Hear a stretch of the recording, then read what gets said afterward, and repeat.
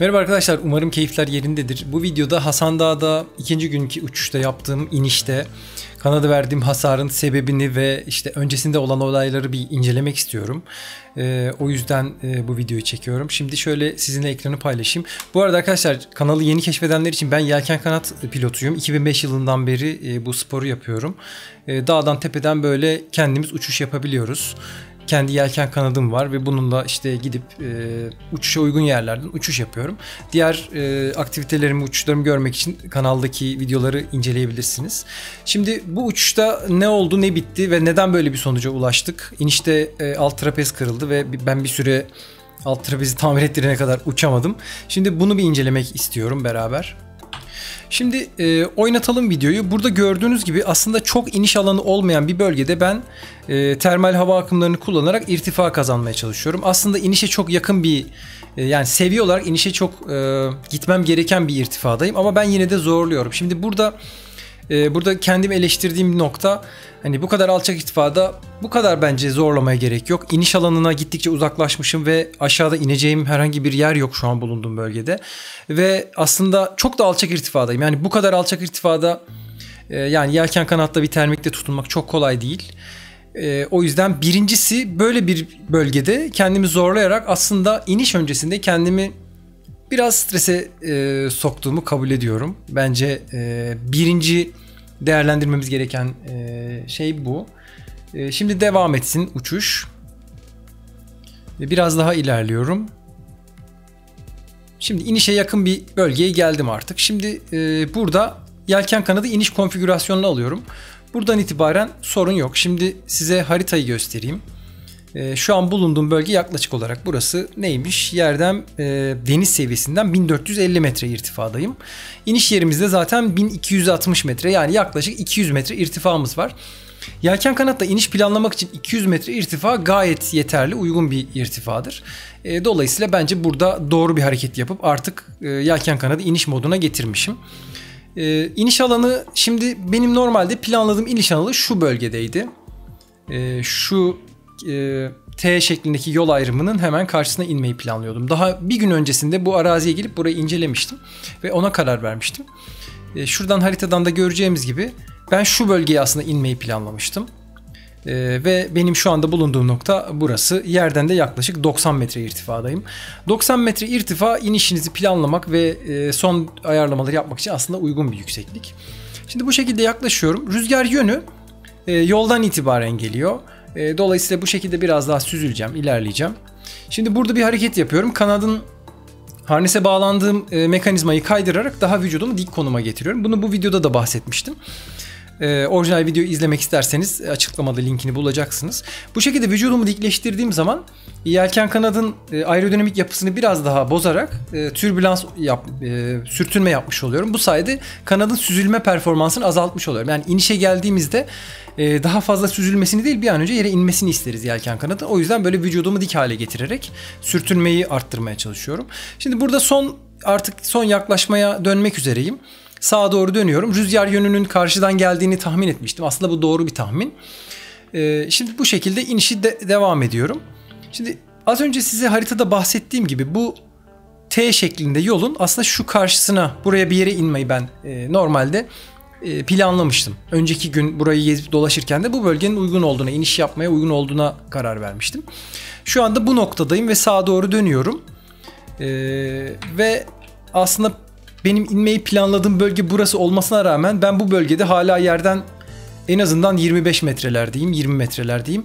20 metreden yelken kanadın bir anda buraya inmesi mümkün değildir. Yelken kanat minimum 1'e 12-15 süzülür.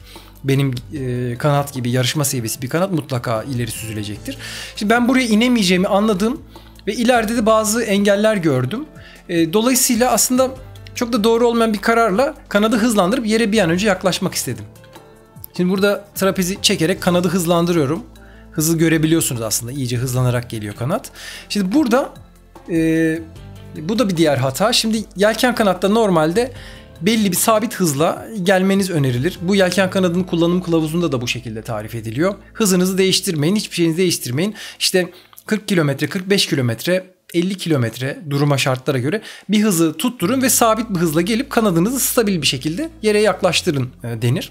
Şimdi benim burada yaptığım hata, gereksiz yere kanadı hızlandırıyorum. Bir anda yere yaklaşıyorum. Yere yaklaşınca bu sefer fazla yere yaklaşmış oluyorum. Ve tekrar kanadı biraz trapezi açarak irtifamı düzeltmeye çalışıyorum. Bu sırada tabii bir sürü olay oluyor. Türbülanslı bir ortamda iniş yapıyoruz. Gündüzün sıcağı var, yani öğlenin ortasında iniş yapıyoruz. Akşam üzeri değil. Dolayısıyla sağdan soldan oluşan sıcak hava akımlarının etkisiyle minik türbülanslar bizim kanadımızın açısını bozabiliyor. Şimdi burada gördüğünüz gibi kanat sola yatmış. Sağ kumanda vererek kanadı dengelemeye çalışıyorum. Ama bu kumanda yeterli değil ve ben o anda refleks olarak tekrar sola kumanda veriyorum. Yani yelken kanatta şeyi hissedebilirsiniz. Kumanda verdiğinizde bazen türbülansın etkisiyle birlikte kanat fazlasıyla sağa dönebilir. Ve ben ona bir önleme kumandası vererek tekrar sol yapıyorum. Aslında bu doğru bir karar olmamış. Yani bunu dışarıdan incelediğim zaman bunu söyleyebiliyorum. Daha fazla sağ kumanda verip yeterince kanadı dengelemem gerekiyormuş. Ve bu şekilde geldiğimde en son anda artık kanat o kadar yavaşlıyor ki normal bir iniş hızının çok daha altına inmiş oluyor. Yani kanat şu anda aslında stall oldu. Kanat şu anda beni taşıyamayacak bir hıza kadar yavaşlamış oldu. Normalde benim bu hızda çoktan kanadı flare yapıp, yani trapezleri bu elimle tuttuğum yerden iterek kanadı karşıya doğru baktırtıp durdurmam gerekiyor. Ama bunu yapmakta geç kaldığım için kanat stall'a giriyor. Ben istediğim kadar kolumla trapezi iteyim. Yeterince kanadın enerjisi kalmadığı için artık göğüs üstü inmiş oluyorum. Şimdi dikkat ederseniz bu aslında kötü bir iniş. Kötü bir iniş olmasına rağmen kanat aslında hızlı bir şekilde yerde sürtünmüyor. Ama dik bir şekilde yere vuruyor. Şimdi burada da şanssızlık. İşte burada böyle bir alt trapez bir kayaya denk gelince, çok da büyük değil yani, şu büyüklükte bir taşa denk gelince çat diye ortadan ikiye kırılıyor. Ve böyle can sıkıcı bir benim için son derece can sıkıcı bir hal almış oluyor. Şimdi isterseniz tekrar bir baştan oynatıp görelim. Şimdi burada güzel abi, irtifan var. Kanadı iniş moduna getiriyorsun. Her şey yolunda. Her şeyi planlamak için yeterince vaktin var. Şimdi buraya geliyorsun. Şimdi diyelim ki bu noktaya inmek istedin. Şimdi bu noktaya inmek için benim yapmam gereken şey bence şuydu. İşte ben burada mesela inmek istediğim nokta burası. Ben buradan o noktaya doğru yaklaşıyorum. Halbuki o noktaya doğru değil de şuralarda bir yerde sola kırıp daha geriden bu şekilde yaklaşsam muhtemelen şuralara bir yerlere güzel bir şekilde inebileceğim. Aslında hani şu anda neler yapabilirdim, neyi doğru yapsaydım daha iyi olurduyu aslında çıkarmaya çalışıyorum. Burada direkt inmek istediğim noktaya doğru ilerliyorum. Bu bence bir hata. Efendime söyleyeyim. Şimdi burada evet doğru bir şey yapıp harnesi dik hale getiriyorum. Şimdi tekrar izlediğimizde göreceksiniz. Sağa doğru kanadı döndürüyorum. Ya burada da sorun yok. Burada bence yaptığım en büyük hata, kanadı gereksiz yere hızlandırıp zaten dengelemem gereken bir kanadı bir de hızlandırarak yere yaklaştırıp daha stresli bir hale sokmuşum. Buradan bunu görüyorum ve şu an mesela burada trapezi full açsam ayağımın üzerine konabilirim aslında. Henüz kanadın enerjisi hala var. Fakat ben buraya kadar bekleyip şurada trapezi açıyorum. Bakın burada trapezi sonuna kadar itiyorum ama bir faydası olmuyor. Şimdi burada hiçbir şey yapmasam, sadece kanadı dengeli bir şekilde tutup düzgün bir şekilde süzülmeye devam etsem aslında düzgün bir şekilde inebileceğimi düşünüyorum. Yani burada ayağımın üzerine konsam zaten hiçbir sorun olmayacak. Ama trapezin üstüne vurduğum için kırılmış oluyor kanat. Bir de burada benim dikkatimi dağıtan bir başka unsur var. Şimdi burada böyle bir vadi arası var. Ve ben bunu aslında burayı geçebilirim belki diyerek geçmeye çalışıyorum. Ama yani öyle bir şans ki tam da oraya kadar kanat süzülüyor. Aslında biraz öncesinde flare yapsam bu sefer vadinin tam ortasına ayaküstü vuracağım belki. Hani o tür kafamdan sorular da geçiyor. Ama dediğim gibi yani aslında çok da iyi olmayan bir şey yapmışım. Biraz daha erken flare yapsam kanadı düzgün bir şekilde indirebilirdim aslında buraya. Şimdi şeyden bahsedeyim. Şimdi trapez niye bu kadar kolay kırıldı? Bu daha sağlam olması gerekmez mi? Falan gibi sorular aklınıza gelebilir. Bu tür sorular geldi zaten önceki videoda. Şimdi şöyle bir durum var arkadaşlar. Bu alt trapez normalde çekme kuvvetine maruz kalıyor. Yani şöyle uçuşta bakarsak şu yandan bir çelik tel geliyor. Buradan da bir çelik tel geliyor ve bu trapezin olduğu noktalardan bağlanıyor. Şimdi yelken kanatta oluşan kuvvet bu çelik teller vasıtasıyla alt trapeze aktarılıyor. Alt trapezde çekme kuvvetine maruz kalıyor. Şimdi çekme kuvvetine çok çok dayanıklı bir malzeme karbon fiber. Ve hani öyle burada aslında kolay kırıldı gibi görünüyor ama bence çok zor kırılabilecek bir alet. Yani öyle bir yere takıp kanırtarak falan kırabileceğiniz bir malzeme değil. Çok çok sağlam bir şey. Fakat yukarıdan aşağı bütün kanadın hızıyla birlikte, benim ağırlığımla birlikte vurduğumuz zaman totalde oluşan hareket, bir de hani kenardan vurarak böyle bir moment oluşturuyorsunuz. Orada artık karbon fiber alt trapezin dayanım gücünü aşmış oluyor ve kırılıyor. Şimdi bu trapezin aslında kırılması lazım. Bunun kırılması doğru bir şey. Yani benim inişim yanlış ama bu trapezin tasarımı gereği kırılması doğru bir şey. Nedenini söyleyeyim. Arkadaşlar şimdi bu trapezi vurdun. Geldin burada bu darbeyle birlikte vurdun. Şimdi çat diye kırıldı değil mi? Aslında bu kırılırken oluşan bir enerjiyi absorbe ediyor. Yani senin hızını yavaşlatıp durdururken oluşan yani senin o hızını tamamen sıfıra indirebilecek bir enerjiyi absorbe etmiş oluyor. Bu da aslında vurma anındaki şoku emmesini sağlıyor. Şimdi bizim yelken kanadımızın alt trapezi mesela bu kadar kolay kırılmaz aslında ama yan trapezler çok daha kırılgandır arkadaşlar. Mesela ben çok hızlı bir şekilde kanadı yere vurursam köşelerinden, yani şu noktalardan, köşelerden vurursam bu trapezin böyle eğildiğini görürsünüz. Bazı şiddetli çarpmalarda bu komple kırılabilir. Ve bu trapezlerin yedeği var arkadaşlar. Ben de bu yan trapezlerden 4 tane falan yedek var. Hani kırılırsa değiştirelim diye almıştık. Zaten bu standart bir şeydir. Yelken kanadın alınması gereken yedek parçalarından biridir. Alt trapez böyle bir taşa çarpmadığı sürece çok kolay kolay kırılacak bir şey değildir. Dolayısıyla bu parça kırılmazsa yelken kanadın başka daha önemli parçaları kırılır. O yüzden dediğim gibi yani kırılması kötü bir şey değil aslında. Çünkü siz şu üçgenin içerisinde kaldığınız sürece sizi korumuş oluyor bu yapı.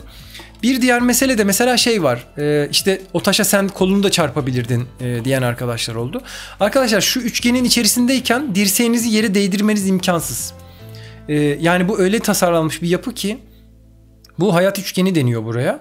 Bu üçgenin içerisinde tutunduğunuz zaman sizin dirseğinizin, kolunuzun bir yere kolay kolay çarpması mümkün değil. Yani kanadı tamamen burnunu çakmadığınız sürece ya da yan bir yere şiddetle vurmadığınız sürece bu ayardaki bir inişte sizin kolay kolay göğsünüzü, karnınızı, sırtınızı, sırtınız zaten olmaz da dirseğiniz bir yere çarpmanız pek mümkün değil. Onun dışında ne söyleyebilirim? Aslında birkaç not almıştım. Onlara bakayım.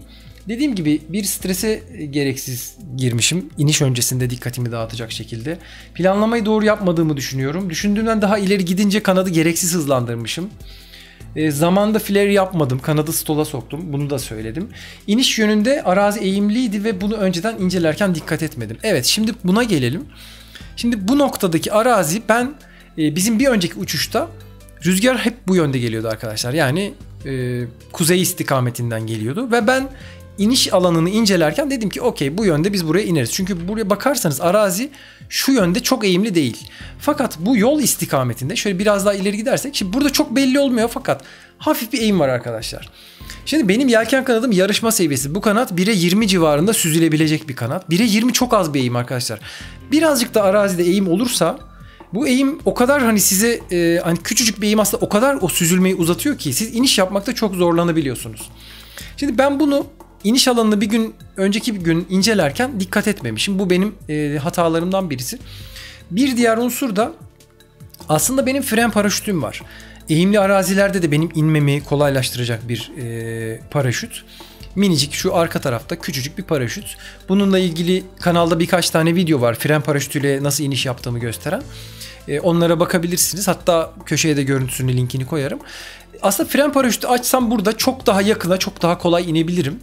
Fakat dediğim gibi arkadaşlar, bir tane sebebi olmuyor bir kazanın. Yani bu hani büyük bir kaza değil. Aslında bir olay diyebiliriz buna. Ama bu olayın bir tane sebebi olmuyor. İşte birçok hata üst üste binerek bir sonuca çıkmış oluyor. Dolayısıyla bu videoyu o yüzden çekiyorum. Yani sadece bir anlık saçma sapan bir hatadan kaynaklanmıyor. Aslında geriden gelerek, birikerek oluşmuş hatalar silsilesi. Şimdi bazı durumlarda bazı şeylerin geri dönüşü olmuyor. Yani siz kanadı stola soktuktan sonra artık onu durdurmanın bir yolu yok. Ya da işte zamanında kanadı dengelemediğiniz zaman bunun aslında geri dönüşü olmuyor. Dolayısıyla en iyi plan daha önceden bu durumlara hiç düşmeyecek şekilde hareket etmek. Onun dışında aslında genel olarak anlatmak istediklerim buydu. Burada daha önce mesela iniş yapmış arkadaşlar var. Onların yanına da planlasam burada belki daha düzgün olabilirdi. Gibi böyle daha fazla aslında bunu anlatabiliriz. Yani genel olarak ben böyle değerlendiriyorum. Sizin yorumlarınızı da bu arada merak ediyorum. Hani dışarıdan farklı bir göz olarak siz nasıl gördünüz bunu?